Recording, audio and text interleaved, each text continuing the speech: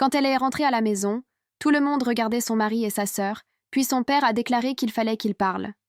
Cette phrase résonnait encore dans ses oreilles, tandis qu'Aminata observait les visages tendus de sa famille, réunis dans le salon familial de Créteil. L'atmosphère était électrique, chargée d'une tension qu'elle n'avait jamais ressentie auparavant, dans cette maison où elle avait grandi. Tous les regards convergent vers Karim, son mari depuis 3 ans, et Yasmine, sa sœur cadette de 24 ans. Quelque chose dans leurs expressions, dans la façon dont ils évitaient soigneusement de croiser son regard, lui serra immédiatement l'estomac. Aminata avait 32 ans, était pharmacienne dans le 15e arrondissement de Paris et menait ce qu'elle pensait être une vie équilibrée entre son travail exigeant et sa famille qu'elle chérissait par-dessus tout. Ce samedi après-midi, elle revenait d'une formation sur les nouveaux protocoles pharmaceutiques, fatiguée mais satisfaite de sa journée. Elle s'attendait à retrouver la chaleur habituelle du foyer familial où il se retrouvait chaque week-end, pas à cette assemblée solennelle qui lui rappelait les pires moments de son enfance. Son père, Moussa, homme droit de 68 ans qui avait construit sa réputation de commerçant respecté dans le quartier, ne plaisantait jamais avec les questions importantes. Quand il disait qu'il fallait parler, c'est qu'une tempête se préparait. Sa mère, Fatou, habituellement si bavarde et chaleureuse, se tordait les mains nerveusement, évitant son regard. Son frère aîné, Ibrahim, normalement celui qui détendait toujours l'atmosphère avec ses blagues, fixait le sol avec une expression grave qu'elle ne lui connaissait pas. Mais ce qui la troublait le plus, c'étaient les regards fuyants de Karim et Yasmine. Karim, cet homme qu'elle avait épousé après 4 années de relation, celui qui lui avait promis de la chérir et de la protéger devant toute la communauté, semblait soudain très intéressé par ses chaussures. Yasmine, sa confidente, sa complice depuis l'enfance, celle avec qui elle partageait tout depuis toujours, jouait nerveusement avec ses cheveux, un tic qu'elle avait quand elle était prise en faute étant petite. La pièce était plongée dans un silence pesant, seulement perturbé par le tic-tac de l'horloge murale que son père avait rapportée du Sénégal des années plus tôt. Cette horloge qui d'habitude rythmait joyeusement leur retrouvaille familiale semblait maintenant compter les secondes avant un verdict qu'elle pressentait terrible. L'odeur du thé à la menthe que sa mère préparait toujours pour leur réunion familiale flottait encore dans l'air, mais même cette fragrance réconfortante n'arrivait pas à masquer la tension palpable. Aminata s'installa lentement sur le canapé en face de son père, cherchant dans son regard une indication de ce qui l'attendait. Elle connaissait cet homme par cœur, avait appris à déchiffrer ses expressions depuis sa plus tendre enfance. Ce qu'elle y lut la glaça, de la déception, de la colère, mais aussi quelque chose qu'elle n'arrivait pas à identifier. Une forme de tristesse profonde qui lui donnait l'impression que le monde qu'elle connaissait était sur le point de s'écrouler. Elle tenta de briser le silence en demandant ce qui se passait, mais sa voix tremblait légèrement, trahissant son inquiétude grandissante. Son père leva la main pour l'interrompre avant même qu'elle ait pu terminer sa phrase. Ce geste, elle le connaissait depuis l'enfance, signifiait qu'il avait quelque chose d'important à dire et qu'il fallait l'écouter attentivement.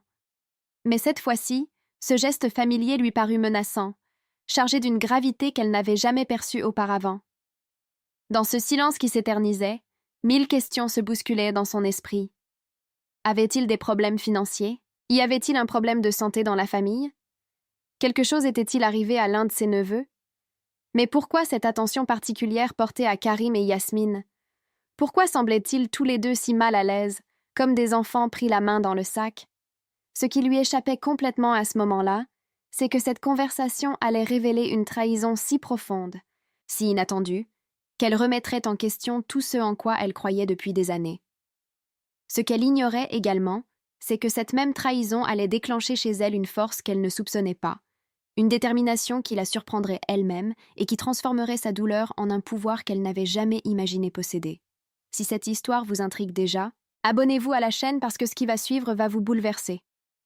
Son père se racla la gorge, ce rituel qu'elle connaissait depuis l'enfance et qui annonçait toujours les conversations les plus sérieuses. Moussa regarda successivement chaque membre de la famille avant de poser son regard sur Aminata, et ce qu'elle y lut lui confirma que ses pires pressentiments étaient justifiés. Il y avait dans ses yeux cette expression qu'elle avait vue une seule fois auparavant, le jour où son grand-père était décédé, un mélange de tristesse profonde et de résignation face à une réalité qu'il fallait accepter malgré la douleur. Moussa commença par expliquer qu'il avait reçu des informations troublantes concernant la conduite de certaines personnes de la famille. Sa voix, d'ordinaire ferme et assurée, tremblait légèrement, trahissant l'émotion qu'il tentait de contenir. Il précisa qu'il avait d'abord refusé de croire ce qu'on lui rapportait, pensant à des ragots de quartier ou à de la jalousie, mais que les preuves s'étaient accumulées au point qu'il ne pouvait plus ignorer la réalité. Aminata sentit son cœur s'accélérer. Elle observa attentivement les réactions de chacun, et c'est là qu'elle remarqua quelque chose qui la troubla profondément. Yasmine et Karim échangèrent un regard furtif, si rapide qu'elle faillit le manquer, mais assez révélateur pour qu'une alarme se déclenche dans son esprit. Ce regard n'était pas celui de beaux-frères complices ou de proches soucieux de la même situation familiale. C'était quelque chose de plus intime, de plus secret, qui la fit frissonner. Son père continua en expliquant qu'il avait été contacté par Madame Diallo, leur voisine de palier, une femme discrète qui ne se mêlait jamais des affaires des autres. Cette dernière l'avait appelé plusieurs fois avant de se décider à parler, visiblement gênée de rapporter ce qu'elle avait observé. Madame Diallo avait mentionné des va-et-vient suspects dans l'immeuble, des présences à des heures inhabituelles, des comportements qui l'avaient interpellé. Puis ce fut Ibrahim qui prit la parole. Son frère aîné, dont la voix habituellement enjouée était maintenant grave et mesurée. Il expliqua qu'il avait lui aussi remarqué certaines choses lors de ses visites à l'appartement qu'Aminata partageait avec Karim à Vincennes. Des détails qui, pris individuellement, ne signifiaient rien, mais qui, assemblés, formaient un puzzle troublant. Des vêtements féminins qui n'appartenaient pas à Aminata, une intimité particulière entre Yasmine et Karim, des regards et des gestes qu'il avait préféré ignorer en pensant se tromper. Fatou, leur mère, intervint alors avec la douleur évidente d'une femme qui voyait sa famille se déchirer. Elle raconta comment elle avait surpris Yasmine au téléphone à plusieurs reprises, parlant à voix basse, cachée dans sa chambre, avec une tendresse dans la voix qui l'avait intriguée.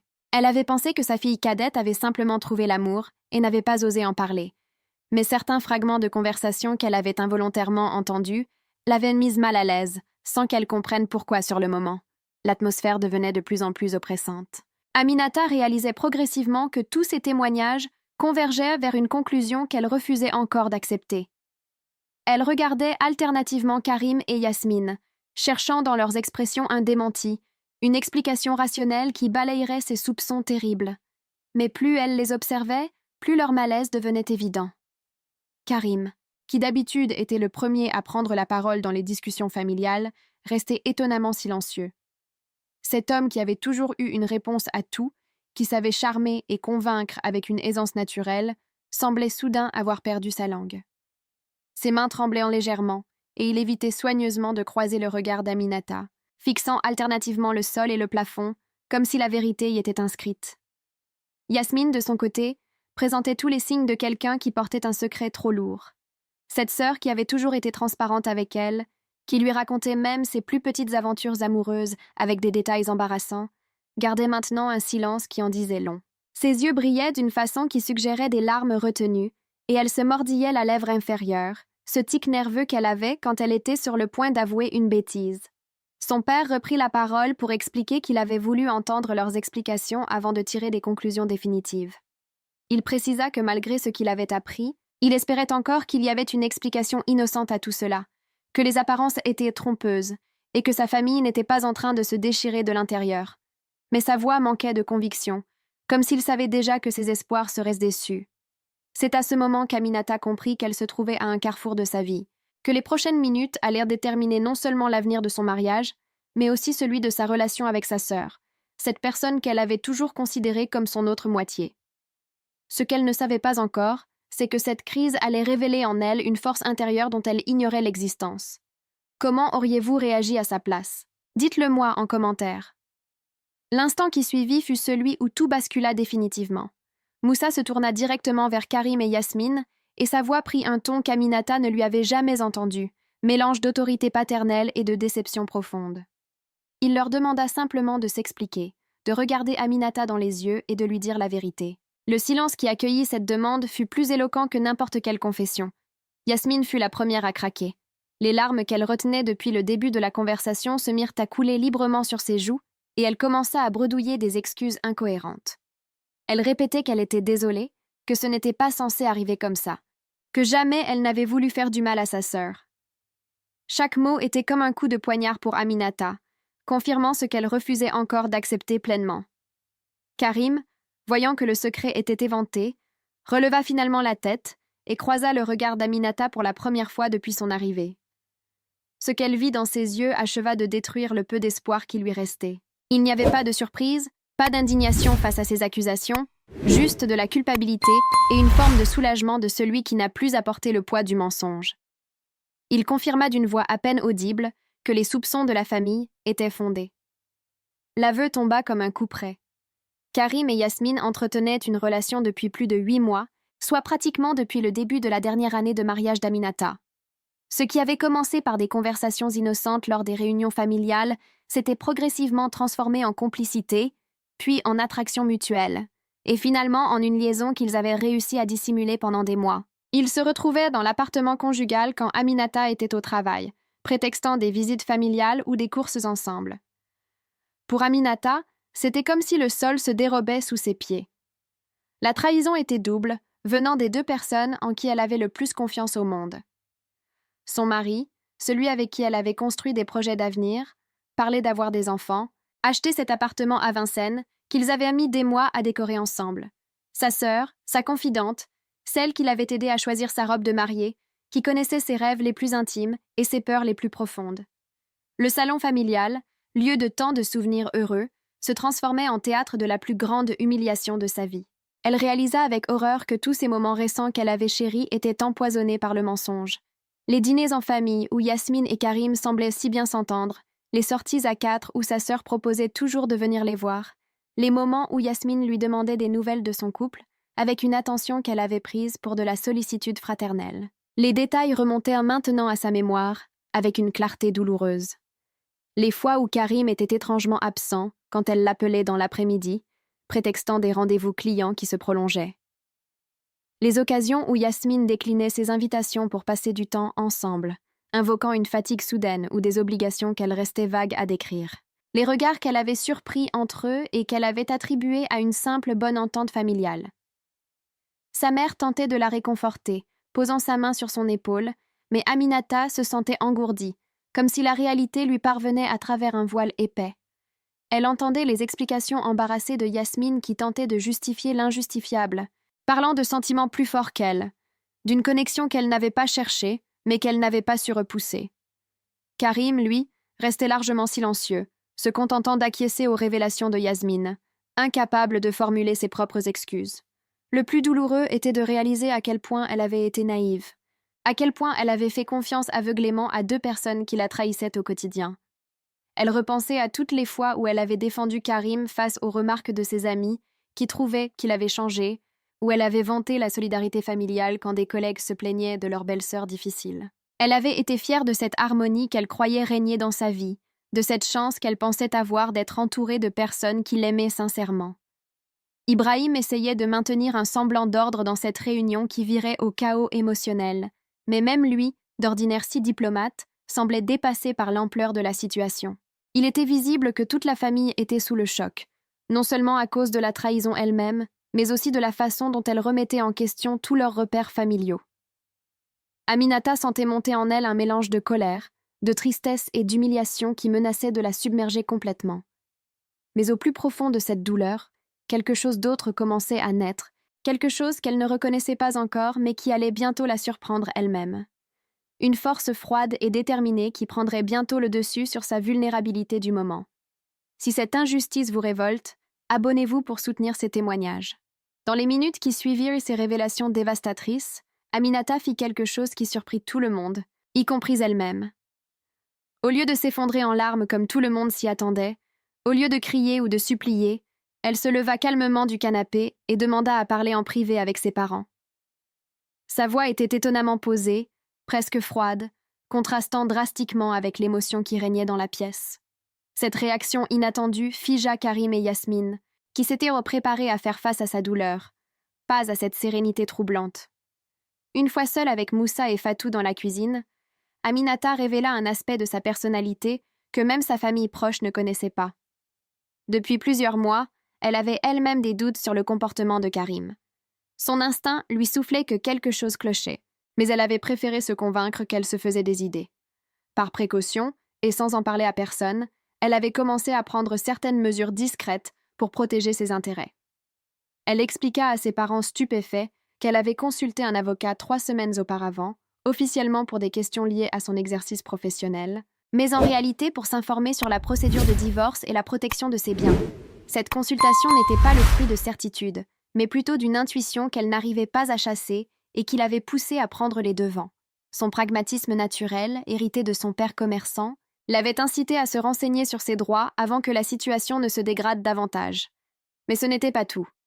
Aminata révéla qu'elle avait également ouvert un compte bancaire personnel, distinct de celui qu'elle partageait avec Karim, et y avait transféré une partie significative de ses économies. Cette démarche, qu'elle avait justifiée auprès de sa banque par un projet professionnel d'ouverture d'une pharmacie en association, était en réalité un filet de sécurité qu'elle constituait au cas où ses soupçons se confirmeraient. Elle avait aussi fait établir un inventaire détaillé des biens du couple par un huissier, prétextant une mise à jour de leur assurance habitation. Ses parents découvraient une facette de leur fille qu'ils ne soupçonnaient pas. Cette femme qu'ils avaient vu grandir en tant que petite fille sensible et confiante s'était transformée en adulte, capable d'anticiper et de se protéger. Moussa, particulièrement fier de constater que sa fille avait hérité de son sens des affaires et de sa capacité à prendre des précautions, l'encouragea à leur exposer la suite de son plan. Aminata expliqua qu'elle avait également pris contact avec le propriétaire de l'appartement qu'elle louait avec Karim pour s'informer sur les modalités de résiliation du bail.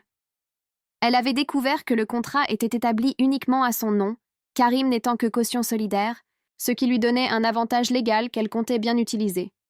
De plus, la plupart des meubles et équipements de l'appartement avaient été achetés avec son argent, et elle possédait toutes les factures pour le prouver.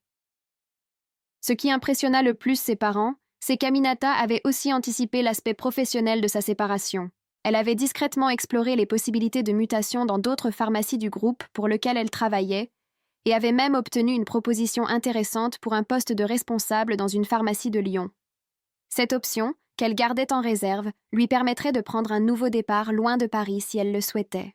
Mais la révélation la plus surprenante concernait sa relation avec Yasmine. Aminata avoua qu'elle avait remarqué certains changements dans le comportement de sa sœur depuis quelques mois. Les questions trop précises sur son emploi du temps, l'insistance pour connaître ses horaires de travail, les visites impromptues qui coïncidaient étrangement avec les absences de Karim. Elle avait même installé discrètement une caméra de surveillance dans le salon de son appartement, officiellement pour surveiller l'appartement pendant leurs absences, mais en réalité pour confirmer ou infirmer ses soupçons. Cette caméra avait enregistré plusieurs scènes compromettantes entre Karim et Yasmine, des preuves irréfutables qu'elle conservait précieusement sans les avoir encore visionnées complètement, par peur de ce qu'elle y découvrirait. Ces enregistrements constituaient maintenant une arme redoutable pour la procédure de divorce, lui garantissant une position de force dans les négociations à venir. Fatou et Moussa réalisèrent qu'ils avaient sous-estimé la maturité et la détermination de leur fille. Cette femme qui venait d'encaisser la plus grande trahison de sa vie avait non seulement anticipé cette possibilité, mais s'était aussi méthodiquement préparée à y faire face. Elle n'était pas la victime passive qu'ils imaginaient, mais une femme forte qui avait su protéger ses arrières tout en espérant secrètement se tromper. Le plan d'Aminata était clair et implacable. Elle allait retourner dans le salon, confronter calmement Karim et Yasmine avec les preuves qu'elle détenait, puis procéder immédiatement aux démarches de divorce et de rupture définitive avec sa sœur. Mais ce qu'elle ne révéla pas encore à ses parents, c'est qu'elle avait préparé une surprise finale qui allait non seulement réparer son honneur, mais aussi servir de leçon à tous ceux qui penseraient d'aller pouvoir la trahir impunément. Quand Aminata retourna dans le salon avec ses parents, l'atmosphère était devenue encore plus pesante. Karim et Yasmine s'étaient rapprochés instinctivement l'un de l'autre, comme s'ils formaient maintenant une alliance face au reste de la famille. Ibrahim les regardait avec un mélange de dégoût et de déception qui en disait long sur ce qu'il pensait de leur comportement. Mais l'expression d'Aminata avait changé. La vulnérabilité du début avait laissé place à une détermination froide qui mit immédiatement tout le monde mal à l'aise. Elle s'adressa d'abord à Karim avec une sérénité déconcertante, lui expliquant qu'elle était au courant de leur liaison depuis plus longtemps qu'il ne l'imaginait. Elle sortit son téléphone et leur montra quelques captures d'écran des enregistrements de la caméra de surveillance, des images qui ne laissaient aucune place au doute sur la nature de leur relation. L'effet fut immédiat. Karim devint livide et Yasmine éclata en sanglots, réalisant qu'elles avaient été prises en flagrant délit dans ce qu'elle pensait être l'intimité de l'appartement d'Aminata. Mais ce n'était que le début. Aminata révéla ensuite qu'elle avait déjà entamé les démarches de divorce et que son avocat avait reçu tous les éléments nécessaires pour que la procédure se déroule en sa faveur. Elle informa Karim qu'il avait exactement 48 heures pour évacuer l'appartement, bail qu'elle était seule habilitée à résilier. Tous ses affaires personnelles seraient emballées et déposées chez ses parents, et elle ne voulait plus jamais avoir affaire à lui directement. Toute communication future passerait par leurs avocats respectifs. La stupéfaction de Karim était totale. Cet homme qui pensait mener le jeu, manipuler la situation et peut-être même convaincre Aminata de lui pardonner, découvrait qu'il avait été devancé par une femme qu'il avait sous-estimée. Il tenta de protester, de parler de leurs 3 années de mariage, de plaider pour une seconde chance, mais Aminata l'interrompit d'un geste de la main qui rappelait étrangement celui de son père au début de la soirée. Elle lui fit comprendre que le temps des explications et des négociations était révolu. Pour Yasmine, la sanction fut encore plus impitoyable. Aminata lui déclara qu'elle considérait désormais n'avoir plus qu'un frère et que leur relation sœur était définitivement terminée. Elle précisa qu'elle ne voulait plus la voir aux réunions familiales tant qu'elle entretiendrait cette relation avec son futur ex-mari et que si ses parents choisissaient de continuer à la recevoir, elle comprendrait, mais s'absenterait systématiquement. Cet ultimatum déchira le cœur de Fatou, qui voyait sa famille exploser sous ses yeux. Mais Aminata n'avait pas terminé. Elle révéla avoir pris contact avec toute leur famille élargie, leurs amis communs et leurs collègues, pour leur expliquer la situation avant que des rumeurs déformées ne se répandent. Elle avait préféré contrôler le récit plutôt que de subir les ragots et les suppositions. Cette démarche proactive garantissait que sa version des faits, étayée par des preuves, serait celle qui circulerait dans leurs cercles sociaux. L'humiliation publique de Karim était méthodiquement orchestrée. Aminata avait informé les parents de ce dernier, des gens respectés dans la communauté, qui avaient exprimé leur honte face au comportement de leur fils. Elle avait également contacté son employeur, révélant que les absences répétées de Karim pour ses rendez-vous secrets affectaient sa productivité, ce qui avait déjà mis son poste en péril. Cette approche systématique démontrait une capacité de planification que personne ne lui soupçonnait. Pour Yasmine, les conséquences sociales étaient tout aussi dévastatrices. Aminata avait révélé la vérité à leur cercle d'amis communes, un groupe très soudé qui ne comprenait pas comment quelqu'un pouvait trahir sa propre sœur de cette manière. L'isolement social de Yasmine était déjà perceptible, plusieurs de leurs amis ayant exprimé leur soutien exclusif à Aminata et leur dégoût pour le comportement de sa sœur. Mais la surprise finale arriva quand Aminata annonça qu'elle avait accepté le poste de responsable de pharmacie à Lyon et qu'elle déménagerait dans un mois.